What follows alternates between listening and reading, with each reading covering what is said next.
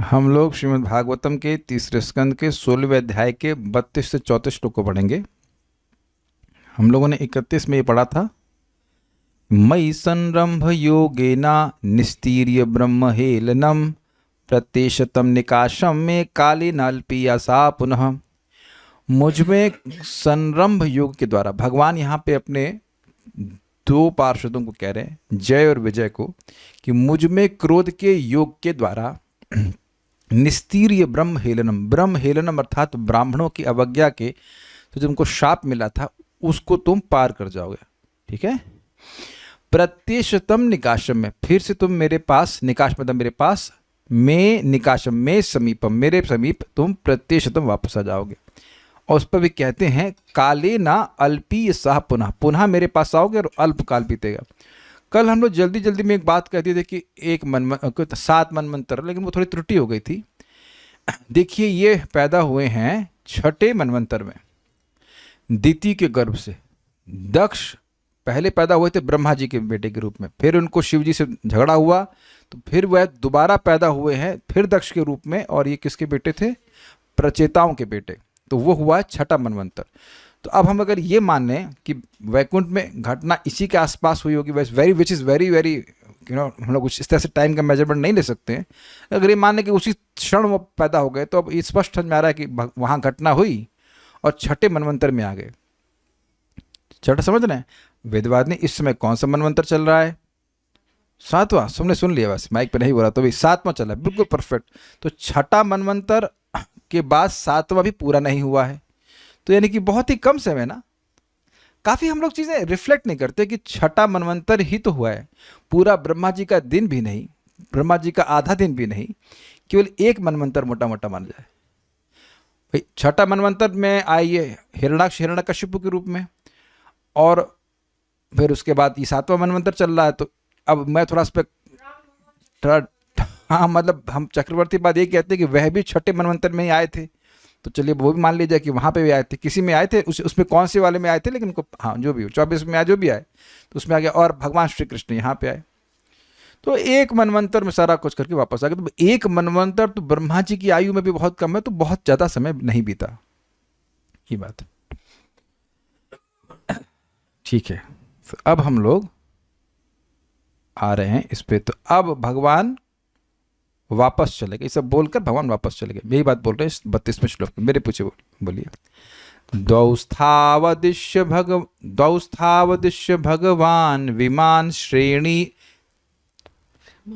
नहीं, द्वास्थावदिश्य भगवान विमानाश्रेणी भूषणम, द्वहस्थावादिश्य भगवान विमानाश्रेणी भूषणम, सर्वातिशयया लक्ष्म्या जुष्टम स्वम धृष्णमाविश, सर्वातिशयया लक्ष्म्या जुष्टम स्वम धृष्णमाविश, द्वास्थावदिश्य भगवान विमान श्रेणी भूषणम, द्वहस्थावादिश्य भगवान विमानाश्रेणी भूषणम, गलती हो गई, द्वास्थावदिश्य भगवान विमानाश्रेणी भूषणम, द्वहस्थावादिश्य भगवान विमानाश्रेणी भूषणम, सर्वातिशयया लक्ष्म्या जुष्टम स्वम धृष्णमाविश, सर्वातिशयया लक्ष्म्या जुष्टम स्वम धृष्णमाविशत्, द्वहस्थावादिश्य भगवान विमानाश्रेणी भूषणम, द्वास्थावदिश्य भगवान विमानाश्रेणी भूषणम, सर्वातिशयया लक्ष्म्या जुष्टम स्वम धृष्णमाविशत्, सर्वातिशयया लक्ष्म्या जुष्टम स्वम धृष्णमाविशत्।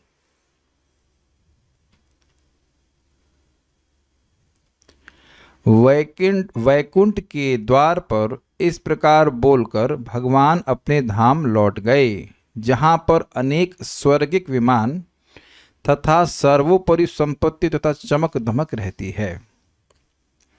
देखिए स्पष्ट है कि स्वर्गिक विमान क्यों बोला जा रहा है, ताकि हम लोग समझ सकें कि बड़े अच्छे विमान होंगे। अपितु वहाँ के विमान सब चिन्मय हैं। द्वास्तौ, तो मतलब द्वार पर, अपने दोनों द्वारपालों को, द्वार पर स्थित जो रहते हैं द्वारपालों को, द्विवचन है, आदेश कर करके कि अब आप जाइए। भगवान यानी भगवान श्री हरि ने विमान श्रेणी भूषितम, ये बड़ा सुंदर शब्द है। श्रेणी का मतलब कैटेगरी, वेरी गुड, सही उत्तर। श्रेणी का मतलब कोटि यानी कि कैटेगरी, और श्रेणी का एक और अर्थ होता है पंक्ति। लाइन पंक्ति समझते हैं आप, एक आवली पंक्ति। तो इसके दो अर्थ हैं। विमान श्रेणी भूषणम मतलब श्रेणी अर्थात कैटेगरी यानी कि उच्च कोटि के विमानों से सदैव विभूषित। दूसरा अर्थ है कि ऐसे विमानों की पंक्तियों से विभूषित। अब इसको आप लोग कुछ कठिन नहीं समझेंगे। किसी के घरों में या कहीं कहीं रैली होती है तो बड़ी बड़ी मर्सिडीज लगी रहती है, वो देखने में इन मटेरियल सेंस सुंदर लगती है। हाँ भाई, बड़े बड़े अच्छे अच्छे कारें यहाँ पे खड़ी हुई हैं, है कि नहीं। तो वहाँ पे इसने वो जो भगवान का धाम है वो बहुत सुंदर सुंदर विमानों से विभूषित है। कई बार पहले भी सुन चुके हैं वैकुंठ के वर्णन में ये बात बोली। तो दो अर्थ हैं, उच्च कोटि के विमान और विमानों की पंक्तियां, मतलब नंबर में बहुत ज़्यादा और क्वालिटी में बहुत सुंदर विमानों से वे वैकुंठ सुशोभित है। फिर सर्व अतिशया, अतिशय मतलब अधिक, और सर्व अतिशय मतलब जो सबसे अधिक है। सबको तिरस्कृत करने वाले लक्ष्मियां यानी ऐश्वर्य से जुष्टम संपन्न स्वम दिष्टम आवश्यक अपने धाम में प्रवेश किया। इसके भी दो अर्थ हैं। सर्व अतिशया लक्ष्मिया का मतलब ऐश्वर्य, भगवान का ऐश्वर्य सबसे अधिक है, उस ऐश्वर्य से युक्त अपने वैकुंठ धाम में प्रवेश किए। दूसरा अर्थ है जो सबसे सुंदर लक्ष्मी जी हैं, सर्व अतिशया लक्ष्मिया, जो लक्ष्मी जी सबसे अधिक सुंदर है, उनसे जुष्टम अर्थात उनके साथ स्वदिष्टम आविशत अपने वैकुंठ में प्रवेश किया। ये तो कठिनाई नहीं ना दोनों अर्थ स्वीकार करने में। भाई लक्ष्मी का एक अर्थ होता है गृह लक्ष्मी, लक्ष्मी जी पत्नी, और दूसरा लक्ष्मी का अर्थ है ऐश्वर्य। तो कह रहे हैं उस वैकुंठ में प्रवेश किए जो कि महान संपत्ति से युक्त था। और दूसरा अर्थ है कि लक्ष्मी जी के साथ उस अपने धाम में प्रवेश किए।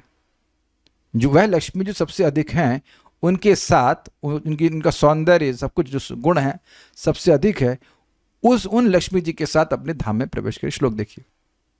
द्वास्थावादिश्य, द्वास्थाऊ अपने दोनों द्वारपालों को आदेश करके भगवान श्री हरि कृष्ण, अगर आप मतलब विष्णु यहाँ पे, विमान श्रेणी भूषणम जो विमानों की पंक्तियों से भूषित है या उच्च कोटि के विमानों से भूषित है, सुंदर है। सर्वातिशया लक्ष्म्या सबसे अधिक ऐश्वर्य से जुष्टम अर्थात युक्त, स्वधिष्टम आवश्यक अपने वैकुंठ धाम में अपने अधिष्ठान में वे प्रवेश किए, या अपने उस धाम में प्रवेश लक्ष्मी जो सबसे अधिक सुंदर हैं, सारे सद्गुणों से संपन्न है, उन लक्ष्मी जी के संग, जुष्टम मतलब संग, उनके साथ अपने धाम में प्रवेश किए। दोनों अर्थ में कोई विरोध तो नहीं, कोई कठिनाई तो नहीं है। एक बार सर्वातिशय लक्ष्मिया जो है वह वैकुंठ का विशेषण है, और एक अर्थ में जो सर्वातिशय लक्ष्मिया है वो सीधे लक्ष्मी जी को इंगित कर रहा है। लक्ष्मी जी मतलब लक्ष्मी जी इन पर्सन, व्यक्ति। ठीक है, इजी, गो फॉरवर्ड। तात्पर्य, इस श्लोक से स्पष्ट है कि सारी घटनाएं वैकुंठ लोक के प्रवेश द्वार पर घटी। कैसे स्पष्ट है? द्वास्थाओ, द्वार पर स्थित। दूसरे शब्दों में मुनिगण वस्तुतः वैकुंठ लोक के भीतर नहीं अपितु द्वार पर थे। जैसे आजकल आप देखते हैं डिलीवरी बॉय होता है तो वो द्वार पे ही आता है, कह सकते हैं आपके घर में प्रवेश किया। हाँ, स्पेशली हमारे घर में तो हम रिलेट कर सकते हैं कि वो एक सेक्शन है कि वो अंदर है लेकिन घर में हमारे रूम में नहीं प्रवेश कर सकता है, वो बाहर लॉबी में वो सामान रख के चला जाता है। तो हमारे घर में आया कि नहीं आया? वो आया, लेकिन ऐसा अधिकार प्राप्त नहीं हुआ कि वो अंतःपुर में हमारे घर के अंदर आ सके। हाँ, दहलीज को नहीं लांगा। Yes, you can say like that. सबको समझ में आ गई बात? हमको प्रभुपाद जी का तात्पर्य बड़ा मजेदार लगा, तो हम लोग इतने दिन से परेशान थे कि काहे वापस आ गए, काहे वापस आ गए। तो क्यों वापस आ गए? क्योंकि द्वार तक ही गए, अंदर प्रवेश नहीं किया। देखिए, एक सिस्टम समझ लीजिए। हम लोग सुन चुके हैं ब्रह्मा जी के द्वारा कि ये 4 कुमार वैकुंठ गए, और वहाँ पर उसका वर्णन पिछले अध्याय में वो किए थे कि वैकुंठ की प्राप्ति कौन करते हैं। जो बड़े निष्काम भावना से भगवान की भक्ति करते हैं, उनके शरीर में विकार आने लगते हैं प्रेम के इत्यादि इत्यादि। तो ऐसा करके वैकुंठ के विमान पर चढ़ करके, जो वैकुंठ के पार्षदों के द्वारा लाया जाता है, उस पर चढ़ करके जब कोई व्यक्ति जाता है तो फिर वह वापस नहीं आता, इसमें कोई कठिनाई नहीं है। लेकिन ये लोग केवल भगवत इच्छा से वैकुंठ के द्वार तक ही जा पाए और फिर वापस करे। देखिए एग्जाम्पल दिया गया था चक्रवर्ती पाद के द्वारा कि कभी कभी कोई राजा अपने महल में किसी शेर को या और किसी और जंगली जानवर को बुला लेता है, तो वह अब वहां पे हमेशा नहीं रहने वाला, उसका प्रयोजन सिद्ध हो जाता है तो फिर उसके बाद उसको वापस भेज देते हैं। प्लीज यहाँ पे 4 कुमारों को कोई जंगली जानवर नहीं बोला जा रहा है, एक उपमा दी जा रही है कि भाई एक ऐसे व्यक्ति को लाया जाता है जो उस doesn't belong to that assembly, English में कहा जाएगा, वो सभा के लिए में युक्त नहीं होता है, लेकिन राजा की इच्छा से तो आ ही सकता है ना। क्या एक सिंपल बात विचार कीजिए कि क्या कोई पशु या कोई विदूषक या कुछ भी जो उस राज्यसभा के योग्य नहीं है, वह अपनी शक्ति से आ सकता है? नहीं आ सकता है, वो राजा की इच्छा से ही आएगा। तो भगवान की इच्छा से 4 कुमार आए और वह द्वारपाल के तक ही रहे, उसके बाद वो वापस चले गए, वो भगवान के धाम अंदर प्रवेश नहीं कर पाए। यद्यपि वो लौटे हैं तो भी शांत रस की भक्ति प्राप्त करके लौटे हैं, भगवान उनको खाली हाथ नहीं लौटाए। तो ये बात आपको समझ में आ गई कि प्रभुपाद जी का तात्पर्य आपके सामने है। यह पूछा जा सकता है कि यदि वे वैकुंठ लोक में प्रविष्ट हुए तो फिर वे भौतिक जगत में किस तरह लौट पाए, किंतु वास्तव में उन्होंने प्रवेश नहीं किया, अतएव वे लौट आए। ऐसी ही अनेक घटनाएं हैं जहां महान योगी तथा ब्राह्मण अपने योगाभ्यास के बल पर इस भौतिक जगत से वैकुंठ लोक गए, किंतु उन्हें वहां रुकना नहीं था, वे वापस आ गए। जैसे दूसरा एग्जाम्पल किन का होगा? दुर्वासा मुनि का भी होगा। यहां पर एक और बात मुझे, हाँ बस यही 2 एग्जाम्पल ले लीजिए। वैसे मुझे स्मरण आ रहा था कि भगवान श्री कृष्ण अर्जुन को भी लेके गए थे महावैकुंठपुर में, लेकिन वो एक अलग ही लीला है, वो बिल्कुल अलग लीला है, उसका प्रयोजन अलग है। वह तो भगवान के संग हमेशा ही रहते हैं, अर्जुन तो भगवान के संग हमेशा रहते हैं, तो वहाँ वो बात फिट नहीं बैठेगी। यहाँ पर इसकी भी पुष्टि की गई है कि भगवान अनेक वैकुंठ के विमानों से घिरे थे। यहाँ पर वैकुंठ लोक को भव्य ऐश्वर्य से युक्त बताया गया है, जो इस भौतिक जगत से कहीं अधिक था। न भौतिक जगत मतलब ब्रह्मलोक भी उसके आगे कुछ नहीं है। देवताओं समेत अन्य सारे जीव ब्रह्मा से उत्पन्न हैं और ब्रह्मा भगवान विष्णु से उत्पन्न है। ये सब बातें स्पष्ट है, कुछ व्याख्या की जरूरत नहीं है। भगवत गीता के 10वें अध्याय में कृष्ण कहते हैं, अहम सर्वस्य प्रभव। भगवान विष्णु भौतिक जगत की समस्त अभिव्यक्तियों के उद्गम है। जो यह जानते हैं कि भगवान विष्णु सभी वस्तुओं के उद्गम हैं, जो सृजन विधि से ज्ञात हैं, और जो यह समझते हैं कि विष्णु या कृष्ण समस्त जीवों में सर्वाधिक पूज्य विषय हैं, वे वैष्णव के रूप में विष्णु की पूजा करते हैं। देखिए एक बात सिंपल है, बीच बीच में बात आ रही थी कि सृष्टि तत्व कठिन है, लेकिन इतना कठिन भी नहीं है। मतलब एटलीस्ट जितना बताया गया तो समझ पा रहे हैं। सृष्टि तत्व को समझने से क्या आपको प्राप्त हो रहा है? कल्याण प्रभु कह रहे हैं कि वैराग्य। अरे माइक दो भाई, माइक दीजिए, चालू कीजिए, इधर ऑन नहीं किया, इसको ऑन कीजिए। वैराग्य नहीं, अहम सर्वस्व प्रभु को जरा कंप्लीट कीजिए। याद है श्लोक? अहम सर्वस्व प्रभु, हाँ, तम मत्त सर्वम प्रवर्तते इति मत्त भजन्ते माम बुधा भाव समन्वित। अब कुछ अर्थ जान रहे हैं इसका? मतलब भगवान कह रहे हैं कि हमसे ही सब कुछ उद्भूत हो रहा है और हमें में सब कुछ है, हमारे बिना कुछ नहीं है, हमारे बाहर कुछ नहीं है। Not exactly. अहम सर्वस्व प्रभु तो आपने स्पष्ट बोला कि हमसे सब कुछ प्रकट हो रहा है। मत्तः सर्वम प्रवर्तिते मतलब मैं ही चला रहा हूं। समझ रहे ना? जैसे ये माइक हम लोग बना ही नहीं है, लेकिन चला हम लोग रहे हैं, तो यहां भेद हो गया ना। लेकिन भगवान ही से सब कुछ आया है और भगवान की शक्ति से चल रहा है। सब कुछ मीन्स सब कुछ मैं बोल रहा हूं, आप सुन रहे हैं, और जो कुछ भी हो रहा है वो सब भगवान की शक्ति से हो रहा है। इति मत्वा मतलब ये मानकर। तो यहां यह क्यों नहीं कहे कि जानकर? क्योंकि आप जान सकते ही नहीं, आपको मानना ही पड़ेगा। Do you agree? आपके पापा का नाम मानना पड़ता है, मुझे अपने पापा का नाम मानना पड़ता है। रिया माता जी को तो रिया माता जी डॉक्टर हैं, इसलिए उनको पता है कि मानती हैं कि पिताजी कौन है। तो उत्तर बड़ा स्पष्ट है कि जो डॉक्टर हो, चाहे वो इंजीनियर हो, चाहे कोई भी हो, उसको मानना पड़ता है, क्योंकि वो पिताजी पहले पैदा होते हैं। It's very simple. क्योंकि भगवान सभी चीज़ों के स्रोत हैं, तो हमको शास्त्र की बात माननी पड़ेगी। इसको बहुत महत्व देते हैं भगवान। इति मत्वा, भगवान इसको अप्रिशिएट करने की वो मानता है, इज ओबीडियंट टू शास्त्र। इति मत्वा भजन, मान लिया तब भजन ते माम, मेरा भजन करता है, किसी और का नहीं। क्यों? क्योंकि करने वाले तो सब श्री कृष्ण है ना। इति माम भजन्ते, इति मत्वा भजन्ते माम बुधा भाव समन्वित, भाव से युक्त होकर के। भाव भक्ति कैसे प्राप्त होगी? इस सृष्टि तत्व को समझने के द्वारा। तो आप समझ रहे हैं कि कभी, कल्याण प्रभु आप नाम मत बताना, कभी किसी भी व्यक्ति के प्रति आपके मन में ग्रैटिट्यूड आया है? बोलिए। और हम सबसे पूछेंगे, आप लोग को किसी का है कुछ कृतज्ञता की भावना? जी प्रभु जी। बस। तो अब आप जिसके प्रति कृतज्ञता की भावना वाकई ईमानदारी से आती है, क्या उसकी सेवा करते समय कुछ भाव उत्पन्न होता है कि नहीं? बोलिए। ये करते ही नहीं, ऐसे बस I am happy, I am thank you प्रभु जी, thank you thank you thank you माता, जैसे नहीं ना। कृतज्ञता की जब भावना आती है, हम भक्तों से चर्चा कर रहे हैं, हम लोग कोई असुरों के समाज में नहीं बैठे हुए हैं कि वो कृतज्ञ हो। कृतज्ञता की भावना होती है तो सम्मान की भावना भी है, और कुछ भाव से सेवा करने का मन होता है कि नहीं? भाव से मतलब some feelings are there when you serve, ऐसा होता है? Okay, let's hold on here and then discuss. वेदवादी, कभी आपको ऐसा कुछ महसूस हुआ कि कभी किसी व्यक्ति के प्रति बहुत कृतज्ञ हो, अरे इस व्यक्ति ने हमारी भक्ति में बहुत सहायता करी, या अरे भूखे हैं कोई खाना देते, प्रसाद देते। सोचो आप ट्रेन में भूखे मरे जा रहे हैं, उबले जा रहे हैं, और कोई ला के, प्रभु जी अरे आप भी डिवोटी हैं, ये लीजिए प्रसाद। कभी कभी ऐसा हो जाता है। हाँ, उस दिन आप जा रहे थे ना, मथुरा जा रहे थे, रात्रि में 1 बजे की बात है ना, तो इनको कोई व्यक्ति मिल गया, उनको कहा आइए कहाँ तक जाना है, कुछ तो हुआ था, और बिठा के छोड़ दिया मथुरा स्टेशन सीधे बाइक पे। बागा, हाँ ये पागल बाबा से पास में लेकर के बाबा जी को छोड़ दिया वहाँ पे।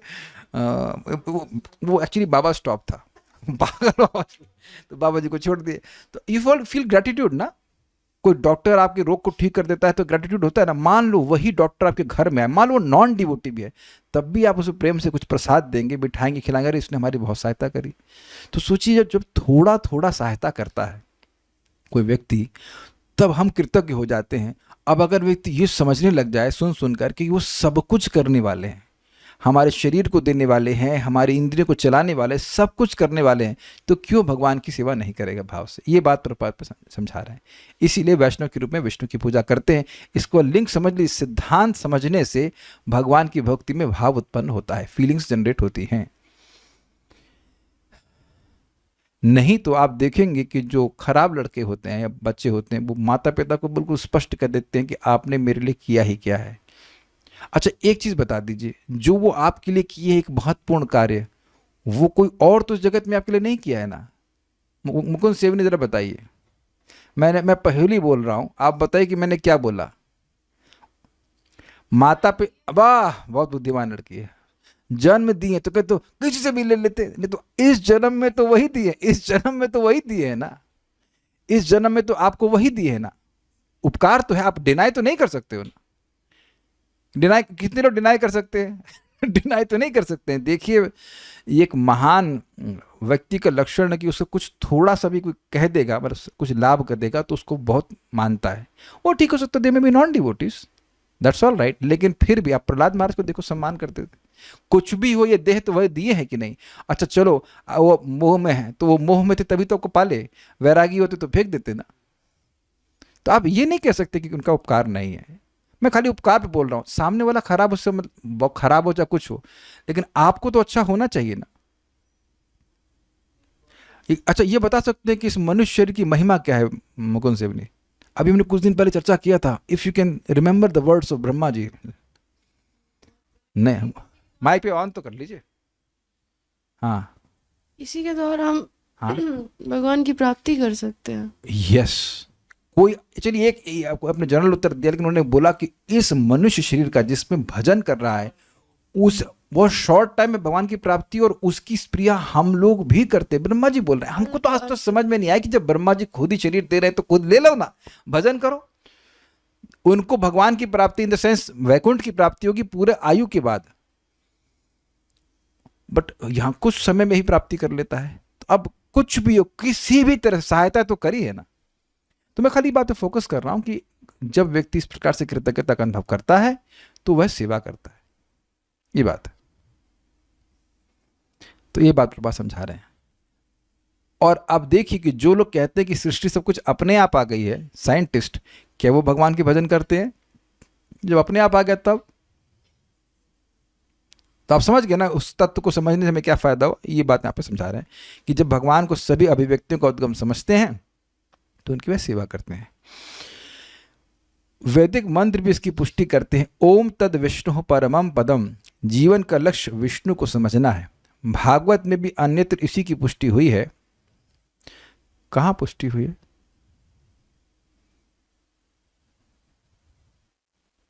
हाँ, एक जो मुझे याद आ रहा है वो ये है कि भगवान को संतुष्ट करना है। अतः पुंबी द्विजा श्रेष्ठा वर्णाश्रम विभागशः स्वानिष्ठ धर्म से संसिद्धिर हरितोषणम। ये एक समझ सकते हैं। मूर्ख लोग यह ना जानते हुए कि विष्णु परम पूज्य विषय हैं, इस भौतिक जगत में अनेक पूज्य विषयों की सृष्टि करते हैं, अतः वे नीचे गिर जाते हैं। एक आपको हम बहुत सुंदर पॉइंट बताते हैं, बहुत सुंदर पॉइंट। अनेक विषयों पे मुझे याद आ रहा था, बहुत सुंदर पॉइंट। भौतिक जगत आध्यात्मिक जगत का रिफ्लेक्शन कैसे है, ये मैं समझाता हूँ और बहुत ध्यान से सुनना। देखिए, आध्यात्मिक जगत में विषय एक है। कौन है? श्री कृष्ण। कृष्ण का रूप रस गंध जो भी आप समझिए, कृष्ण संबंधित, ठीक। और उस रस के आश्रय कौन है? भगवान के भक्त। भगवान के रूप को देखते हैं, भगवान के गंध को अनुभव करते हैं। ये क्लियर हो गया। तो वहां कोई कठिनाई है? कोई कठिनाई नहीं है। लेकिन इस जगत को रिफ्लेक्शन इसलिए कह रहे हैं, परवर्टेड रिफ्लेक्शन इसलिए कह रहे हैं कि इस जगत में विषय बहुत सारे हैं और आश्रय भी बहुत सारे हैं। वहां पे विषय केवल एक है, भगवान श्री कृष्ण, और यहां क्या है? अनेक प्रकार के रूप, अनेक प्रकार के रस, अनेक प्रकार का गंध है कि नहीं, और उसका आस्वादन करने वाले अनेक प्रकार के आश्रय। जैसे आप देखो कि मल, एक विष्ठा, ये सुअर के लिए विषय है, हमारे लिए विषय नहीं है। जबकि दोनों जीवात्मा है, लेकिन दोनों में भेद कितना हो जा रहा है। तो ये भेद किस लिए है? ये व्यक्ति की, जीवात्मा की गंदी चेतना की वजह से, और उसकी चेतना का जैसा प्रकार होगा उसके अनुसार वैसा विषय होगा। फिर आप लोगों को शराब तो विषय बिल्कुल भी नहीं है, चरणामृत विषय है कि नहीं? तो वह व्यक्ति की चेतना के दूषण के अनुसार होगा।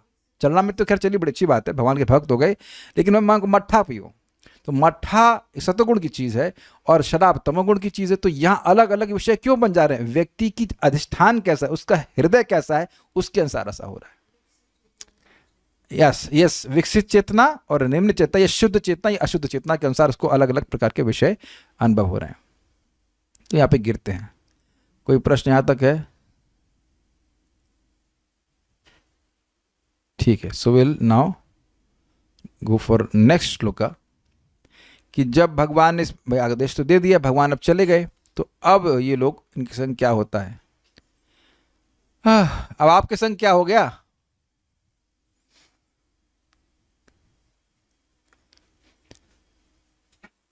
तौ तु गीर्वाण ऋषभौ दुस्तराद हरिलोकतः। तौ तु गीर्वाण ऋषभौ दुस्तराद हरिलोकतः। हतश्रियौ ब्रह्मशापात् अभूताम विगतस्मयौ। हतश्रियौ ब्रह्मशापात् अभूतां विगतस्मयौ। तौ तु गीर्वाण ऋषभौ दुस्तराद हरिलोकतः।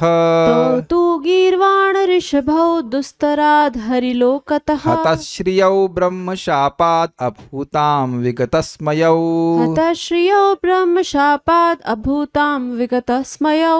बोलिए। तौ तु गीर्वाण ऋषभौ दुस्तराद हरिलोकतः। तौ तु गीर्वाण ऋषभौ दुस्तराद हरिलोकतः। हतश्रियौ ब्रह्मशापात् अभूतां विगतस्मयौ। हतश्रियौ ब्रह्मशापात् अभूतां विगतस्मयौ।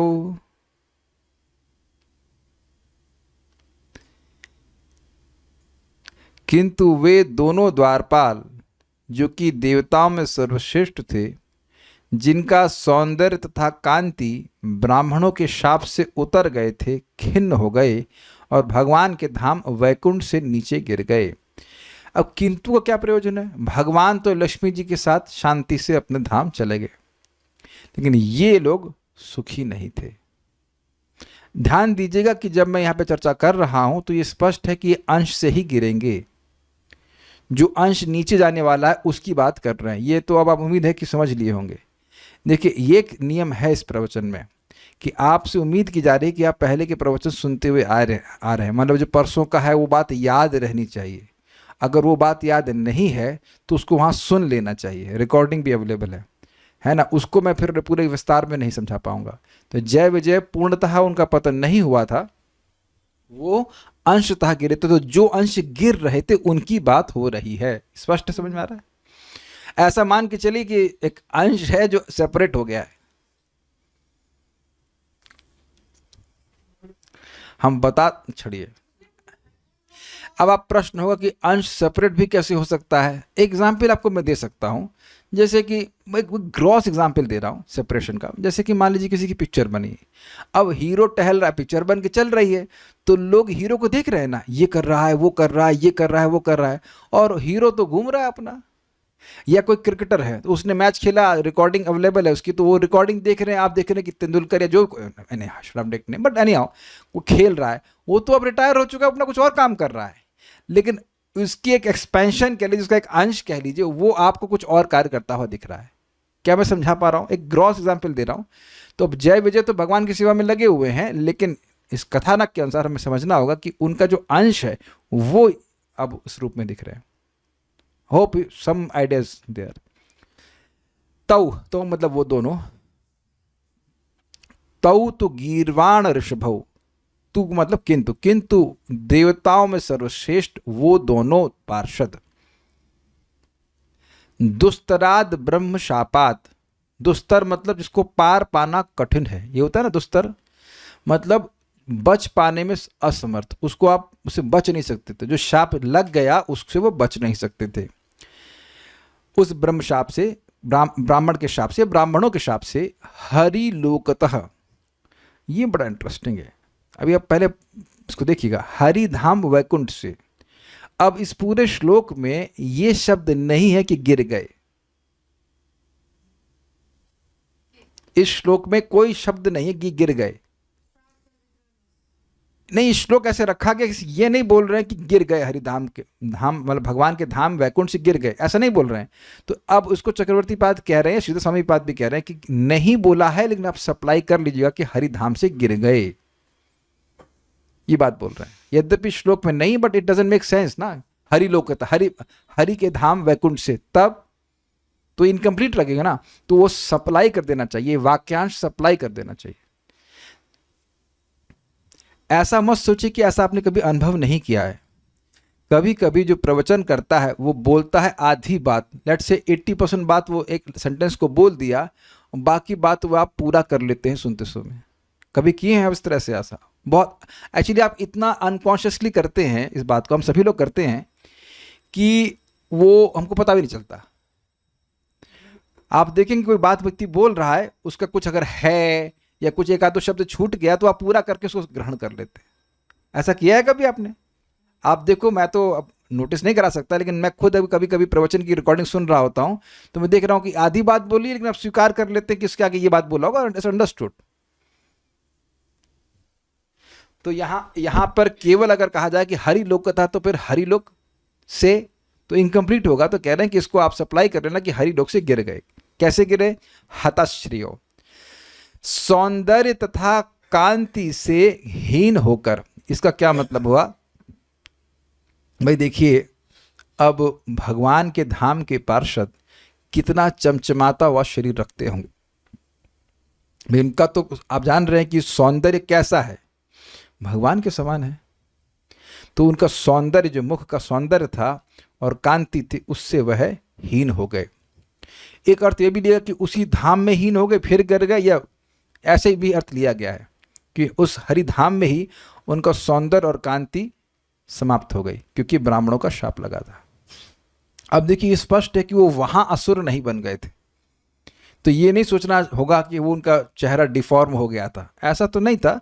लेकिन देखिए, सौंदर्य केवल फॉर्म में नहीं होता है, इस स्वीकार कर रहे हैं। केवल चेहरे का सौंदर्य, मतलब नाक कैसी है, आंख कैसी है, कान कैसे, उनको दिख कैसे रहे हैं, बस उसी से सौंदर्य नहीं होता है। चेहरे की कांति होती है, चेहरे पे एक मुस्कान होती है, मन प्रसन्न होता है तो व्यक्ति का सौंदर्य बहुत सुंदर लगता है। I hope I am getting the point across. कुछ भी रिएक्शन नहीं आ रहा है, क्या ये बात नहीं समझ पा रहे हैं? किसी का चेहरा बहुत सुंदर ना दिखे लेकिन फिर भी वो सुंदर दिख सकता है, उसके मन में सौम्यता होती है। और अगर सुंदर भी है, मान लीजिए कोई सुंदर लड़की और पगला जाए तब भी सुंदर लगेगी, वो बिल्कुल पागल लगेगी। हाँ हाँ हाँ, बड़ा सुंदर बोला प्रभु जी ने कि भाई पागल नहीं है लेकिन बहुत चीख रही है तो ऐसे चीख रही है तो वहां सौंदर्य कौन देखने वाला उसका, है ना? तो यहां बोल रहे हैं कि सौंदर्य और कांति, कांति समझते हैं जो अंग में, चेहरे पे या पूरे तेज, वह नष्ट हो गया। इस चीज को हमने अन्यथा भी सुना अश्वत्थामा के केस में। अश्वत्थामा ने बच्चों को मारा, वो भी रात्रि में, और इस प्रकार से अपराध किया तो उसका जो ब्रह्म तेज था वह नष्ट हो गया। पाप करने से व्यक्ति की चेहरे की कांति समाप्त हो जाती है, पवित्रता से आती है। तो ये सारी बातें, तो ये समझना, ये उनका उस शाप से नष्ट हुआ। और विगत विस्मयो, विगत मतलब विशेष रूप से चला गया, क्या? विस्मय। बड़ा सुंदर अर्थ लिए गए, 3 अर्थ लिए गए हैं। एक, उनका स्मय चला गया, विस्मय चला गया मतलब गर्व चला गया कि हम भगवान के पार्षद हैं।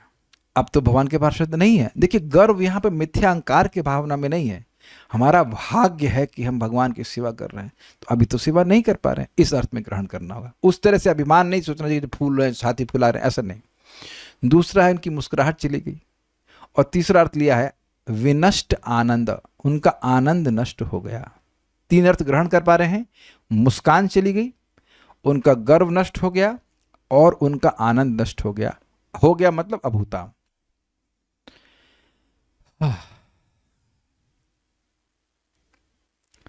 तौ तु गीर्वाण ऋषभौ, गीर्वाण ऋषभौ मतलब देवताओं में जो सर्वश्रेष्ठ थे। देवता मतलब ब्रह्मा जी से भी श्रेष्ठ, भगवान के पार्षद ब्रह्मा जी से भी श्रेष्ठ थे, स्पष्ट समझ में आना चाहिए आपको।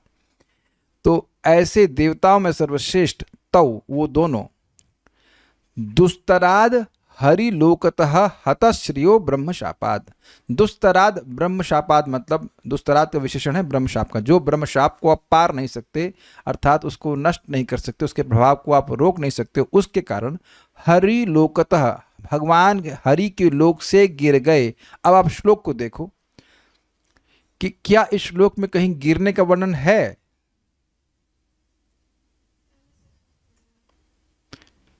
तो उसको आपको सप्लाई करना पड़ेगा, ये चीज़ आपको समझनी पड़ेगी। आप देखो कि अगर मैं नहीं भी बोलता तो मैं अगर आपको कंप्लीट नहीं करते, हरि लोक से क्या बोलते हैं आप आगे? गिर गए। तो वही आचार्यगण कह रहे हैं कि हरि लोक से वह गिर गए, वो शब्द आपको सप्लाई करना पड़ेगा। कैसे, किस रूप में? तो कह रहे हैं हतश्रियो, उनकी आंग जो कांति थी, शोभा थी, वह नष्ट हो गई थी। हत मतलब नष्ट, ब्रह्मशापात मतलब ब्रह्म के शाप से, और विगतस्मय उनकी मुस्कान चली गई थी, उनका आनंद नष्ट हो गया था, या उनका गर्व भी नष्ट हो गया था। इस विगत विस्मय हमने लिख दिया था गलती से, विगतस्मय होना चाहिए बस। विस्मय बस सरप्राइज की विस्मय तो नहीं आना चाहिए, मिस्टेक हो गई थी। आज एक्चुअली देखिए, नहीं, हाँ, 3 बार मेरा फाइल जो है वो डिस्ट्रॉय हो गया था। तैयार करता था अनुभव, उसके बाद फिर वो मेरा लैपटॉप क्रैश कर जाता था, बड़ा कठिनाई हुई आज, तो इस कारण से ये सब दिक्कत हो गई। नहीं तो आप उसमें से वी हटा दीजिएगा, विगतस्मय, क्योंकि विस्मय तो अलग चीज़ होता है, स्मय मतलब मुस्कान होता है। तो विगतस्मय मतलब उनका गर्व नष्ट हो गया, उनकी मुस्कान नष्ट हो गई, और आनंद नष्ट हो गया। वैसे मुस्कान और आनंद मत हिलाइए। देखिए यहाँ पे सब, अब मेरी मुस्कान नष्ट कर दी, इधर सब डिस्टर्ब हो जाता है, सिर्फ तार सब लीजिए please, don't do this. Hare Krishna. Okay, हाँ, तो विगतस्मय। अब आप एक चीज देखिए, अभी देखिए मेरे मन में क्रोध आया, 1 सेकंड के लिए क्रोध आया, तो अब मेरी मुस्कान चली गई, तो मैं बहुत मुस्कुरा करके क्लास दे रहा था, एकदम से मुस्कान चलेगी, मन में जो भाव है वो आपके चेहरे पे रिफ्लेक्ट होता है। तो अब वैकुंठ में वह असीमित आनंद का अनुभव कर रहे हैं, तो जो व्यक्ति असीमित आनंद का अनुभव करेगा, क्या वो मुस्कुराता हुआ नहीं रहेगा?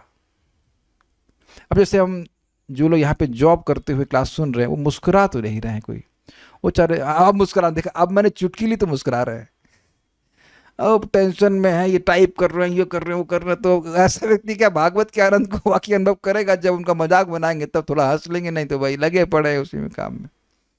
क्या आप लोगों ने अनुभव किया है कि कभी कुछ सुख अनुभव होता है तो चेहरे पे मुस्कान अपने आप आ जाती है? इट्स नॉट पीछे से वो ऑडियो बजा जाए हे हा, तब आप हंसेंगे। ये आप महसूस करते होंगे, कभी कभी भक्ति करके बड़ा सुख मिलता है तो मन में प्रसन्नता आती है, तो ये इसका लिंक है, क्योंकि उनका आनंद नष्ट हुआ तो मुस्कान भी नष्ट हो गई। देखिए, ऐसा आनंद नहीं था जिसको नोटिस ना किया जा सके। देखिए, यहाँ पे एक और बड़ी मजेदार बात है। भक्ति के क्रम को आप जानते हैं, अनर्थ निवृत्ति के बाद निष्ठा के स्तर पर सुख प्रकट अनुभव होने लगता है। आपको सुख श्रद्धा के स्तर पे भी है, ये बड़ी मजेदार बात है, इसलिए भक्ति कभी नहीं छोड़नी चाहिए। श्रद्धा के स्तर पर भी है, अनर्थ निवृत्ति पे भी है। जब हम जूझ रहे हैं विषयों से, सब बहुत सारी पंगे, तब भी सुख है, लेकिन निष्ठा के स्तर पर प्रकट अनुभव होने लगता है।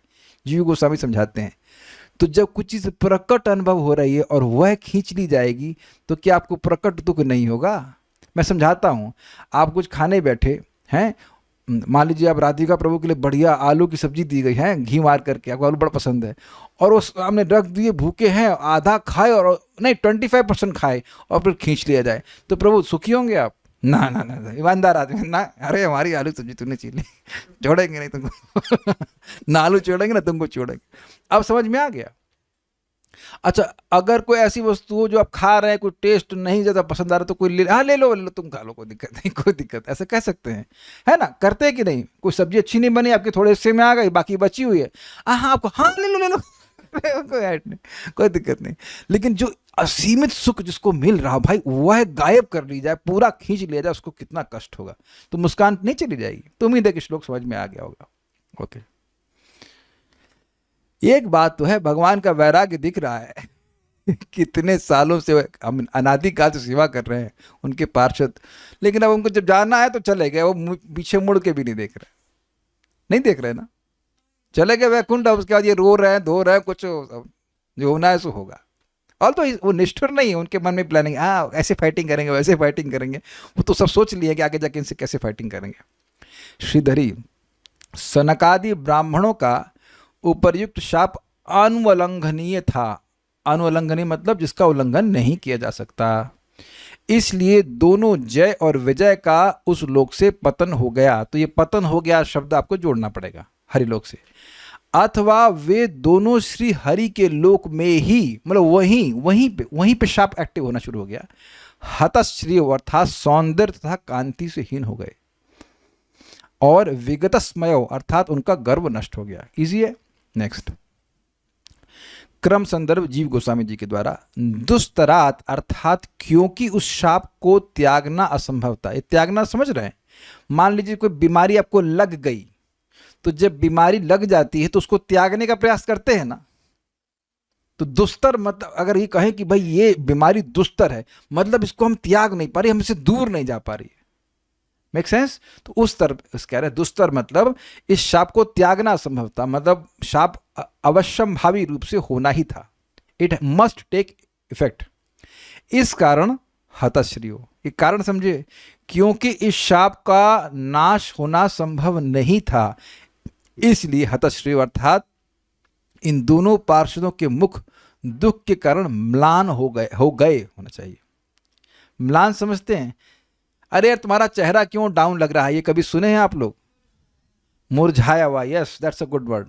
म्लान का मतलब होता है ना, एक चेहरे पे एक प्रकार का कालापन रहता है ना, एक जो कांति हट गई तो एक डार्कनेस रहती है, फीका पड़ा, हाँ ठीक है वे भी कह सकते हैं, बट फीका भी कह सकते हैं, लेकिन मैं फीका में वाइटनेस आ रही है। मैं म्लान मतलब एक प्रकार की कालापन आ जाता है, मतलब डार्कनेस रहती है, डल भी कह सकते हैं, यस कांति विहीन, हाँ तो वो कह रहे हैं। लेकिन ये लिंक समझ रहे हैं, क्योंकि इसको काटना असंभव था इसलिए दुख के कारण उनकी अंग मतलब चेहरे की कांति नष्ट हो गई। लिंक कर पा रहे हैं? ये सूक्ष्म बात है। अरे ये शाप तो नष्ट नहीं होगा, समझे? अरे ये शाप तो नष्ट नहीं होगा, तो ये दुख हो गया। इस कारण से उनका चेहरा कांति से हीन हो गया, डिप्रेस हो गया। यस, हाँ, depress is the word which you can actually से। एवं विगतस्मयो, अर्थात उनकी मुस्कान चली गई, जो सहज मुस्कान रहती वह चली गई। ब्रह्म शाप को लक्ष्य करके भगवत इच्छा को ही कहा गया है, यह अर्थ। बड़ा सुंदर बात कही है। अब यहां पे देखिए, समझिए, भगवान ने क्या कहा था कि यह ब्रह्म शाप मैं नष्ट कर सकता हूं, लेकिन मैं नष्ट नहीं करना चाहता हूं, अपितु ये मेरा मत है। अब यह तो पार्षदों को बताने की जरूरत नहीं कि भगवान की इच्छा सर्वोपरि है। तो इस कारण से वह दुखी हो गया, कि मतलब दुखी करने से समझ गया कि यह दुस्तर है, भगवत इच्छा उसको कौन काट सकता है।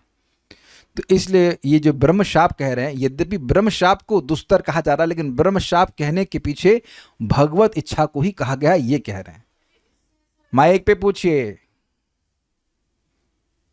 इससे ऐसा लगता है कि उन्हें अभी पता नहीं चला कि हाँ भगवान हमारी इच्छा पूरी कर रहे हैं। देखिए ये एक इंटरेस्टिंग पॉइंट है, ये अच्छी बात कह रहे हो आप, क्योंकि देखिए भगवान ने भी इनको नहीं बताया है कि हम लोग आगे जाके फाइटिंग करने वाले हैं, तुम चलो आगे जाके चलो, तो ये you are in advance party.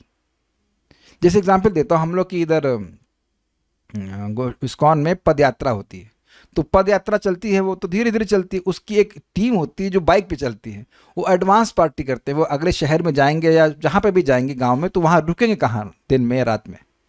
तो अब वो एडवांस पार्टी चलती, तो उनको पता है कि वो टीम के मेंबर हैं, उनका काम ही है आगे जा करके व्यवस्था करना। अग्रीड? लेकिन उनको बताया जाता है ना, और नहीं तो कहीं यार हम तो कभी रह ही नहीं पाते यहाँ पे साथ में, हमको तो तुमने टीम से अलग कर दिया है। Make sense?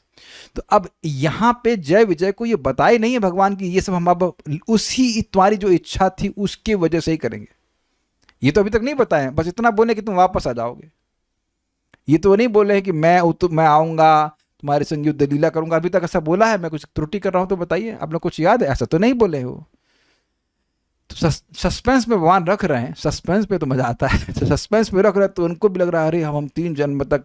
अब ये अल्पकाल का क्या मतलब है? आप जान रहे हो रिवर्स इंजीनियरिंग से कि हाँ इतना समय बीता, लेकिन भगवान अल्पकाल का मतलब, तो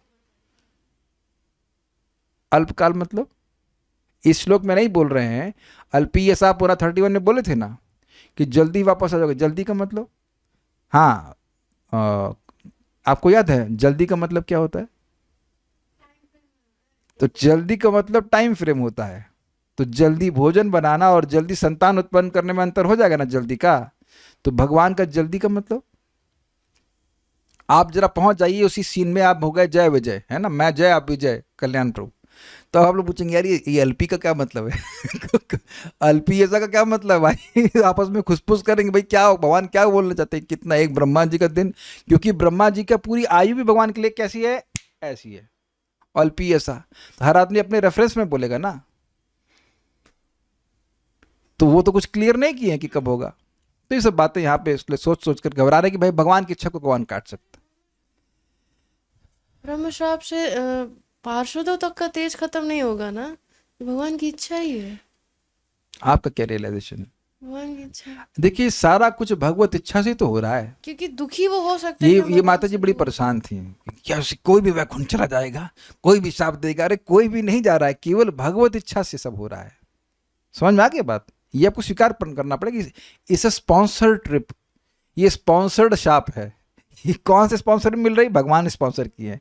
अगर भगवान स्पॉन्सर नहीं किए होते तो आप बिल्कुल, आपका जो डाउट है बिल्कुल सही है कि कोई भी शाप वैष्णव को नहीं लग सकता है। एक सिंपल केस इन पॉइंट, ब्राह्मण, क्या नाम थे उनका? सौबरी ऋषि ब्राह्मण थे, और वो शाप दिए गरुड़ जी को कि अगर ये इधर पौंड में आया, कालिया हृदय थे ना, उसी एरिया में आया तो ये मर जाएगा। अब वो क्या गरुड़ जी मरने वाले थे? नहीं, लेकिन वो सम्मान कर दी, ठीक है शाप दिए हैं तो अब उसको सम्मान कर लेना चाहिए। तो यहाँ तक कि हम सुने चित्रकेतु महाराज को जो माँ दुर्गा जी शाप दी थी, तो उतना सामर्थ्य था कि वो दुर्गा जी को शाप दे सकते थे, लेकिन नहीं दिए। तो ये समझ लेना चाहिए कि ये सब भगवान की इच्छा से, ये तो समझ में आ ही रहा है, ठीक है। अच्छा, अंश मात्र में भी उतनी ही शक्ति होती है जिनकी जितना कि पूर्ण में। देखिए, मैं इस बात को नहीं समझ पा रहा हूं तत्वतः कि कोई अंशतः कैसे आता है, बट आपने एक अच्छा प्रश्न, अच्छा, लेकिन प्रश्न अच्छा है। अगर हम जो जो हो रहा है उसे समझें कि भगवान कृष्ण की लीलाएं अनेक अनेक ब्रह्मांडों में चल रही हैं और अनेक अनेक स्थानों में अर्जुन उनके साथ में है, तो वहाँ ऐसा तो नहीं कि एक अंश वहाँ पे काम कर रहा है तो दूसरा अंश कोई कमज़ोर है। तो अंश कहिए, विस्तार कहिए, and how it happens we have no idea. लेकिन ये बिल्कुल आपका अच्छा प्रश्न है कि क्या कुछ कमी आती है तो कमी नहीं आती। ये इंटरेस्टिंग है कि कमी वाला पॉइंट क्या होता है, वो बहुत ही कंसेप्शन है कि आपने 2 किलो में से आधा किलो निकाल लिया तो कितना बचा, 1.5 किलो। उस तरह का विस्तार नहीं है। जैसे हम अब यहाँ समझ सकते हैं कि भगवान के केस में 1 - 1 = 1, उसी प्रकार से उनके भक्त भी उस प्रकार से विस्तारित करते तो कोई अंतर नहीं आता। जैसे हमने सुना है, बृहत भागवतमृत में पढ़ा है, if I am not wrong, बिल्कुल स्पष्ट पढ़ा हुआ है कि श्रीदामा सकाही गरुड़ जी के रूप में है। भगवान श्री कृष्ण गोलोक में श्रीदामा जी के कंधे पर चढ़ते हैं और वैकुंठ में श्रीदामा जी के विस्तार जो है वो गरुड़ जी के रूप में है। अब विस्तार रूप अलग हो सकता है, लेकिन सामर्थ्य में तो कम है नहीं कि गरुड़ जी कुछ कम है, ज़्यादा, ऐसा तो कुछ भी नहीं है। तो ये अच्छा प्रश्न था, ये सत्य बात है कि विस्तार हो रहा है लेकिन कोई कमी नहीं आनी चाहिए, बट फिर भी वो मूल रूप में भगवान के साथ है। ये तो कोई कठिनाई नहीं है, मैं हरे कृष्ण बोल रहा हूँ, आप हरे कृष्ण बोल रहे हैं, तो वहाँ तो कोई कमी नहीं आती है। और भगवान के पार्षद अपने को विस्तार कर रहे, तो पहले ये सोचिए कि विस्तार करने की शक्ति कुछ अद्भुत नहीं है। किसी को विस्तार करने की शक्ति दी जा रही तो कुछ अद्भुत नहीं है। जैसे इस समय मुझे विस्तारित करने की शक्ति प्राप्त है कि नहीं है? है। अब मैं पूछूं कि क्या सबको आवाज सुनाई पड़ रही है ठीक से? तो अब देखिए, लखनऊ में और बेंगलोर तक में देख रहे हैं, मेरा सामर्थ्य देख रहे हैं कि मैं लखनऊ में भी क्लास दे रहा हूं और एक ही समय में बेंगलोर में सुनाई पड़ रहा है। गौरव प्रभु, ठीक से सुनाई पड़ रहा है बेंगलोर में? कितना जोर से बोल रहा हूं कि बेंगलोर में आवाज आ रही है। और वृंदावन में भी भक्त दिख रहे हैं, कोई जम्मू में है। Is not amazing? यही आप प्रैक्टिकल देख लीजिए कि मेरी वाणी का विस्तार एक टेक्नोलॉजी के माध्यम से इतना अच्छा हो रहा है कि सबको एक बराबर सुनाई पड़ रहा है। आप देखो कि क्लास में बैठते हैं तो वहां किसी को कम ज़्यादा सुनाई पड़ता है, लेकिन जूम एक ऐसी सुविधा है सबको बराबर सुनाई पड़ रहा है, अगर आपके पास डिवाइस ठीक है। आप देख रहे हैं ना? यही आप देख लीजिए कि मैं, आप सभी लोग इस प्रकार से विस्तारित कर रहे हैं कि कोई कमी नहीं आ रही है कि नहीं? ठीक है, तो हम लोग यही कंक्लूजन तो ये ड्रॉ करेंगे, कोई कमी नहीं है। अच्छा, प्रश्न है कि कमी आएगी क्यों? क्या ये भौतिक एनर्जी के द्वारा विस्तार हो रहा है? भौतिक एनर्जी के द्वारा तो विस्तार हो नहीं रहा है, भगवत इच्छा से हो रहा है, भगवान के पार्षद कर रहे हैं। तो जब हम पहुंच जाएंगे तो समझ में आ जाएगा कैसे विस्तारित करते हैं। हाँ, अच्छा, एक बात समझिए, ना समझ में आ रहा हो तो कभी आप सोच सकते थे कि इस प्रकार की मीटिंग्स हो सकती हैं जब आप छोटे थे? आरती शर्मा माता जी जब आप 2 साल की थी, नहीं 2 साल तो छोड़ा हो गया, 5 साल की थी, तो कभी जूम की धारणा कर सकती थी कि ऐसा हो सकता है कि इतने लोग ना? तो आप आज कैसे कर पा रही हैं? मेरे ख्याल से आप जूम पे क्लास भी देती हैं या नो प्रीचिंग करती हैं, तो अब तो आप कर पा रही हैं। और आपके लिए ये कोई चमत्कार है जूम? किसी अन्य व्यक्ति के लिए कोई चमत्कार है? नहीं। करना आ गया तो कोई चमत्कार नहीं है। तो वहां पे लोगों के पास इस प्रकार की सिद्धि रहती है तो वो विस्तारित कर लेते हैं। यही बात समझ में आती है, बड़ा डिफिकल्ट नहीं। पार्षदों को पता है कि ये भगवत इच्छा है? क्या उत्तर है कल्याण प्रभु? बोलिए, माइक पे बताइए। ये तो बिल्कुल, माइक दीजिए ना। हाँ हाँ, क्या पार्षदों को पता है कि ये भगवान की इच्छा है? इट्स वेरी ट्रिकी क्वेश्चन, बोलिए, माइक बताइए। नहीं पता है डायरेक्ट। Wrong answer. उनको पता है, स्पष्ट भगवान बोल रहे हैं कि ब्रह्म शाप को मैं काट सकता हूं लेकिन नहीं काटूंगा। तो ये तो स्पष्ट मेरा मत है, मेरा भी मत है, ये तो बोले थे ना। लेकिन इच्छा के पीछे और क्या है ये नहीं बता रहे हैं कि इच्छा कर क्यों रहे हैं। आशय क्यों नहीं काट रहे हैं ये नहीं बता रहे, तो सस्पेंस है। Very good. देखिए, मैं बहुत प्रसन्न हूं। भक्त लोग जब इस प्रकार से प्रश्न कर रहे हैं, मतलब आप भागवत के एक एक पॉइंट को बड़े अच्छे से समझ रहे हो, और यही तरीका है। आपने 10-15 श्लोक पढ़ लिए और कुछ याद नहीं रहा तो उससे मतलब नहीं है। सब लोग सजग होकर सुनेंगे तो उस तरह से समझेंगे कि हाँ क्या बातें हो रही हैं। तो ठीक है, यहाँ तक तो सब कुछ क्लियर है। अब हम लोग आगे बढ़ते हैं। तो इससे बातें थी। सारा दर्शन में कहते हैं दोनों पार्षद हरिधाम से गिर गए, यह समझना होगा। वो वही बात बोल रहे हैं कि सप्लाई करना होगा। विगत स्मयो अर्थात उनका आनंद नष्ट हो गया। अब वहां पे क्या हुआ इस पे देखते, मेरे पीछे बोलिए, सिंपल तो श्लोक है। तदा विकुंठ दिशणा तयोर्निपतमानयोः तदा विकुण्ठधिषणा तयोर्निपतमानयोः हाहाकारो महान् हा आसीद् विमानगृहेषु पुत्रकाः। हाहाकारो महान् आसीत् विमानाज्ञेषु पुत्रकाः। तदा विकुंठ दिशणा तयोर्निपतमानयोः तदा विकुण्ठधिषणा तयोर्निपतमानयोः हाहाकार महान् आसीद् विमानगृहेषु पुत्रकाः। हाहाकारो महान् आसीत् विमानाग्रेषु पुत्रकाः। बोलिए। तदा विकुण्ठधिषणा तयोर्निपतमानयोः तदा विकुंठ दिशणा तयोर्निपतमानयोः हाहाकारो महान् आसीत् विमानाग्रेषु पुत्रकाः। हाहाकार महान् आसीद् विमानगृहेषु पुत्रकाः। इस श्लोक में थोड़ा झगड़ा होगा। तब जब जय तथा विजय भगवान के धाम से गिरे तो अपने भव्य विमानों में बैठे हुए सारे देवताओं ने निराश होकर उत्कट हाहाकार किया। तब झगड़ा किस बात का है? तो ये कौन से देवता है? क्या उत्तर है? मुकुंद सेवनी माता जी आप बताइए। आप वही सोचेंगे जो मैं सोच रहा था, क्योंकि वो उधर ही बुद्धि जाएगी। और not wrong, but let's see what you से। ये जो ब्रह्मा जी से पूछ रहे हैं परेशान होके, ये खुद देवता हैं, इस संसार के जो देवता हैं। अब ये हो तो उत्तर बिल्कुल गलत है। नहीं सुनिए, जो ब्रह्मा जी से पूछ रहे हैं, जो देवता परेशान हो गए थे कि अंधकार हो गया, वो है। जो हाहाकार करे वो वैकुंठ के देवता है। अभी तो मेरा प्रश्न क्या था? हाहाकार वाले का हाँ, देवता कौन तो है? ये लोग हाहाकार करने लगे कि गिर के नहीं। हाँ, मुझे पता था ये उत्तर होगा। Let's see what other devotees से।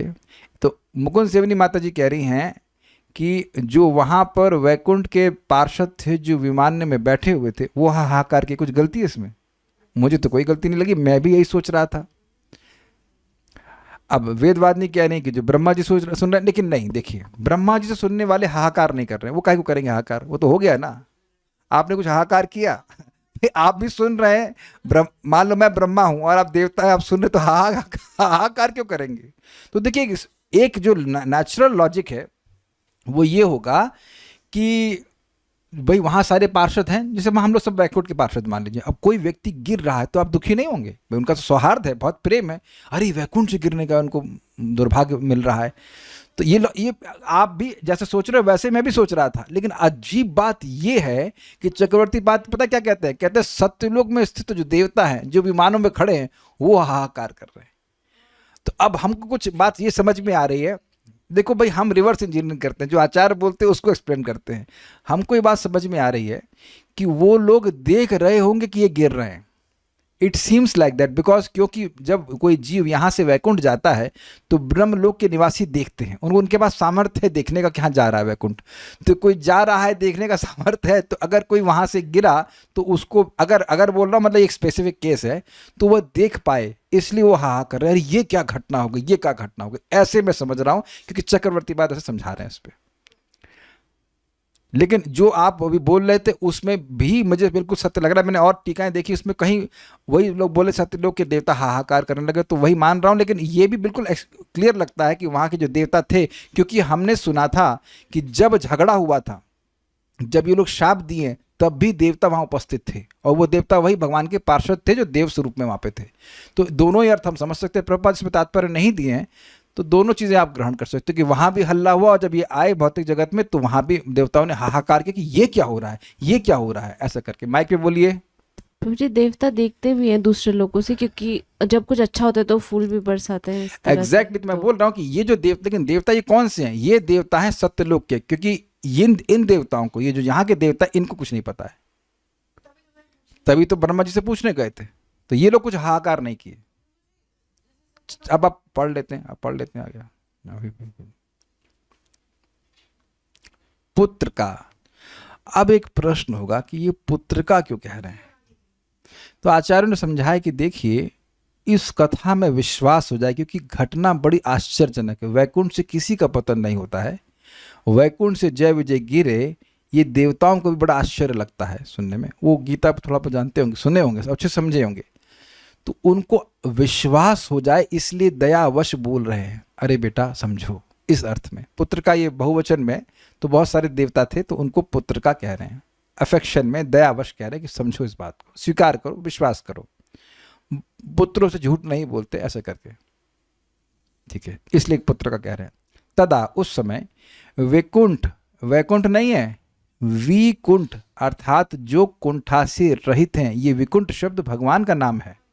विकुंठ, जिनको कोई कुंठा नहीं है, यानी परमेश्वर के, भगवान श्री कृष्ण के, हरि के, विष्णु के, दिशनाथ मतलब धाम से, तयो निपत मानयो, उन दोनों पार्षदों के नीचे गिरते समय, विमान अग्रेशु, सर्वोत्तम विमानों में स्थित देवताओं में। देखिए शब्द है विमान अग्रेशु, विमान अग्रणी विमानों में महान हाहाकार आसीत। अगर एग्जैक्ट ट्रांसलेशन करेंगे तो श्रेष्ठ विमानों में महा हाहाकार हो गया। लेकिन रुको, अब इसका कोई मतलब बनता है क्या विमान हाहाकार करेंगे? तो अब महाराज जैसे समझा रहे थे कि कोई बात है, अगर उसका सीधा अर्थ नहीं निकल रहा है तो आपको संदर्भ से समझना होगा। जैसे मंच पर मंच बोलता है, द चेयर स्पीक्स, तो चेयर स्पीक मतलब कुर्सी बोलती है, कुर्सी पे आसीन व्यक्ति बोलता है। तो यहाँ लिखा है विमान अग्रेशु हाहाक, महान हाहाकार आसीत। तो अगर हम शाब्दिक अर्थ लेंगे तो अर्थ होगा कि महान अग्रणी विमानों में महान हाहाकार हो गया। तो क्या विमानों में हाहाकार हो सकता है? अगर मैं कहूं कि मंच पर खलबली हो गई, तो क्या मंच की कुर्सियां खलबली कर रही हैं? मंच पर उपस्थित लोग खलबली कर रहे हैं। अग्रेशु जो विशेषण है वो है विमानों का, लेकिन ये शैली है कहने की विमानों में हाहाकार हो गया, मतलब विमानों में जो स्थित देवता थे वो हाहाकार करने लगे। क्लियर समझ में आ गया? देखिए ट्रांसलेशन तो आपने समझ लिया, लेकिन जब इस प्रकार से आस्वादन करते तो लगता है कि क्या शैली यूज करी गई है यहाँ पे इसको बोलने की। आपने इस तरह की भाषा सुनी है कभी कि द चेयर मस्ट स्पीक? हाँ वही मैं समझा रहा हूँ कि मंच आक्रोशात, मंच ने आक्रोश किया। तो अब ये मंच ने आक्रोश किया का मतलब क्या? मंच चिल्ला रहा है। समझ रहे हैं ना बात? वो मंच पे बैठा हुआ व्यक्ति वो चीख रहा है, वो बोल रहा है ऐसे करके, ठीक है? उस अर्थ में कह रहा है विमान अग्रेशु महान हाहाकार आसीत, मतलब सर्वोत्तम विमानों में स्थित देवताओं में हाहाकार मच गया। ये क्या हो गया, ये क्या हो गया ऐसे करके। तदा उस समय विकुंठ दिशनाथ, भगवान विष्णु के धाम से तयोर निपत मानव, जब दोनों पार्षद गिर रहे थे तो हाहाकार महान आश्रित, महान हाहाकार हो गया। कहाँ? विमान अग्रेशु, विमानों में स्थित देवताओं के मध्य में। पुत्र का मतलब देवताओं को, यानी कि जिन देवताओं को ब्रह्मा जी कथा सुना रहे हैं, जो पूछ रहे थे कि दिति के गर्भ की वजह से अंधकार क्यों फैल रहा है, उनको रेफर किया गया है। ये देवता हाहाकार नहीं कर रहे हैं, वो देवता जो देख रहे थे इस घटना को होते वो उनके बीच में हाहाकार हुआ। क्लियर समझ लीजिएगा, समझ आ गया? दो सेट है देवताओं के। प्रश्न कुछ पूछना चाहते हैं? दीदी जी माइक।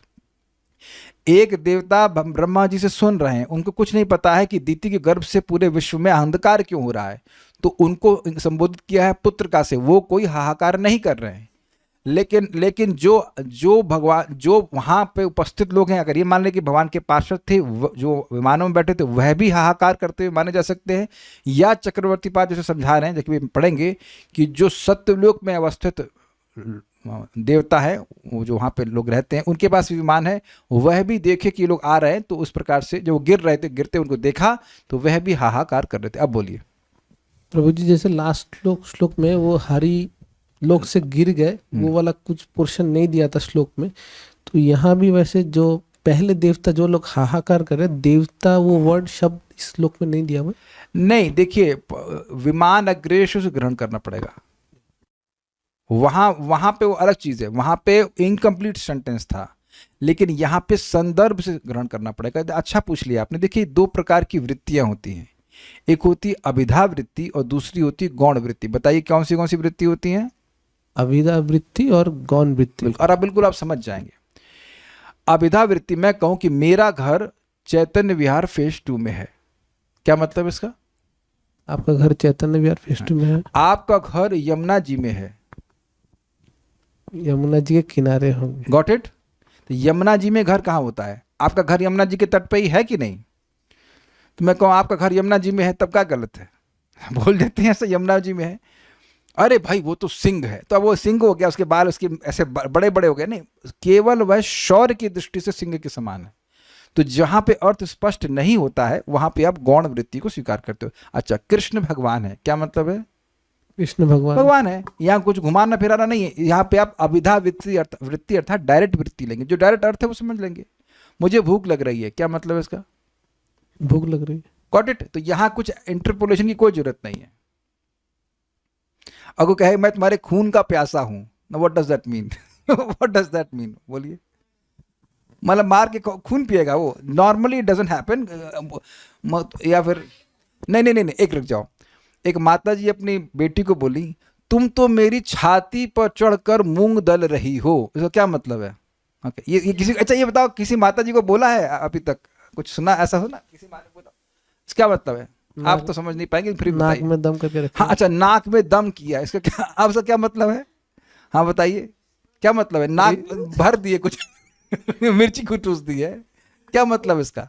परेशान करके रखा। परेशान कर दिया, समझ गए? तो नाक में दम का मतलब ये नहीं कि नाक में कुछ दम भर दिया, कुछ कर दिया। It doesn't make any sense. तो उसका मतलब ये कि तुम परेशान कर दियो, है कि नहीं? है कि नहीं? कभी कभी लोग गुस्से बोलते हैं, हम यहीं रहेंगे और छाती पर चढ़ करके मूंग दलेंगे। तो कभी किसी को देखा है कि छाती पर रख करके मूंग दल रहा हो? मतलब आपको परेशान करेंगे, ये कहना चाहते। तो आप समझ गए होंगे कि यहाँ पे अर्थ विमान अग्रेशु, अग्रणी श्रेष्ठ विमानों में हाहाकार मच गया। मतलब क्या है? मतलब ये कि वहां पे जो देवता अवस्थित थे उसमें वो लोग हाहाकार करने लगे। हाँ, वो सब अंडरस्टूड है, सारा दर्शनी। वैकुंठ दिशनाथ, वैकुंठ का अर्थ है कुंठा रहित श्री नारायण। उनके स्थान, दिशनाथ मतलब उनके स्थान से, अर्थात वैकुंठ लोक से वो गिरे। विमानाग्रेशु अर्थात सत्यादि लोकों में स्थित श्रेष्ठ विमानों में निवास करने वाले देवताओं के समूह की अत्यंत हाहाकार ध्वनि उत्पन्न हुई थी। ये भी स्पष्ट है। पुत्र का ये, हे देवगण जो पुत्रवत है, यह एक संबोधन है, और यह देवताओं को इस घटना पर विश्वास दिलाने के लिए दया से युक्त संबोधन है। ये बाल प्रबोधनी में समझाया गया, तो उसको मैंने नोट के रूप में रख दिया। और कोई प्रश्न तो मेरे ख्याल में। और ये भी तो हो सकता है कि जो ब्रह्म ज्योति में है वो भी हो सकता। आहा, हम नाम तो नहीं रख रहे, मजाक बना देता मैं, लेकिन चलिए, ब्रह्म ज्योति में भी हाहाकार करेंगे। अब एक मेरा, आई थिंक बात उन्हें अच्छी बोली और मजेदार बात बोली। ब्रह्म ज्योति में हाहाकार क्यों नहीं हो सकता? बोलिए। हाँ, बहुत अच्छा उत्तर दे दिया उन्होंने। हाहाकार करने के लिए मुंह होना चाहिए, हा हा हा हा करने के लिए कुछ होना चाहिए ना। तो वहां कोई इंद्रिया है ही नहीं, तो इसलिए हाहाकार, निराकार में हाहाकार नहीं हो सकता। Got it?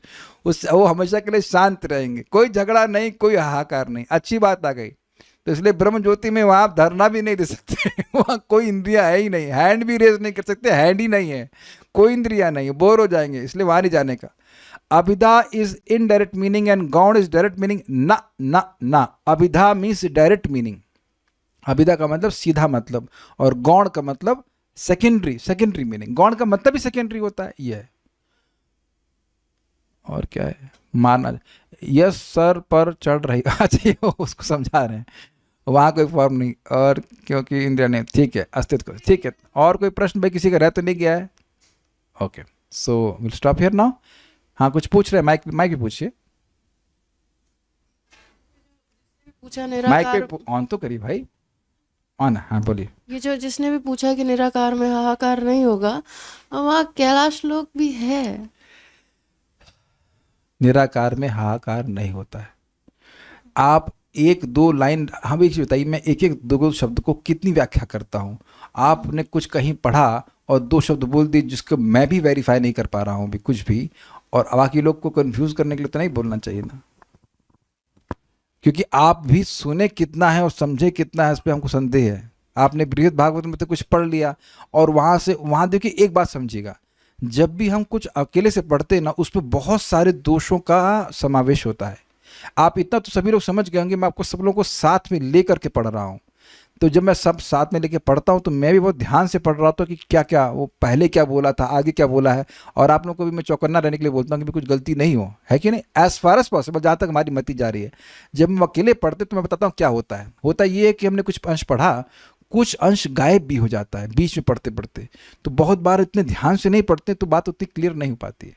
So I will just, अगर मैं पूछ लूँ कि प्रभुपाद जी कहीं कि तात्पर्य में ऐसा कहीं लिखे हैं, कुछ लिखे हैं, तो आप बिल्कुल नहीं कहेंगे। तो आपने किसी और ग्रंथ में कुछ क्या पढ़ा है उस पर अभी हम लोग चुप रहेंगे एकदम, क्योंकि आप जैसे आपने बोला मैं भी कंफ्यूज होना शुरू हो गया, इसलिए मैं कंफ्यूजन नहीं करना चाहता। निराकार में कोई इंद्रियां नहीं होती हैं, बिल्कुल क्लियर समझ लीजिए, क्योंकि जो आपने पढ़ा वो मैंने भी पढ़ा है, लेकिन वहाँ वो कैलाश लोक थोड़ा अलग है, और उस कैलाश लोक के आप देख रहे हैं कन्फ्यूजन शुरू हो जाएगा। Will just not go into the discussion. निराकार में कोई आकार नहीं होता, ब्रह्म ज्योति में कोई आकार नहीं है। देखिए ब्रह्म ज्योति में वैकुंठ लोक है, ये समझ में आता है, ईजी है। ब्रह्म ज्योति है वो, उसमें सब बहुत सारे वैकुंठ हैं, लेकिन वैकुंठ में सब कुछ साकार है, ब्रह्म ज्योति में सब कुछ निराकार है। तो ये स्पष्ट थोड़ा आपको समझना होगा। और कुछ पूछ रहे हैं क्या? नहीं, क्वेश्चन को अब आप ये जो कैलाश वाला प्रश्न है ये भी आप करना शुरू कर देंगे तो हम कोई उत्तर नहीं देंगे, कि हम गलत नहीं बताना चाहते, that will be absolutely wrong. तो हम कुछ नहीं बोलेंगे इसके बारे में। अभी जब हम बृहत भागवत पढ़ाएंगे वहाँ कुछ वर्णन आएगा तो हाँ देखेंगे, अभी हम कुछ उस पर नहीं चर्चा करना। Okay, thank you so much. Shrimad Bhagavatam की जय, श्रील प्रभुपाद की जय, निताय गौर प्रेमानंदे।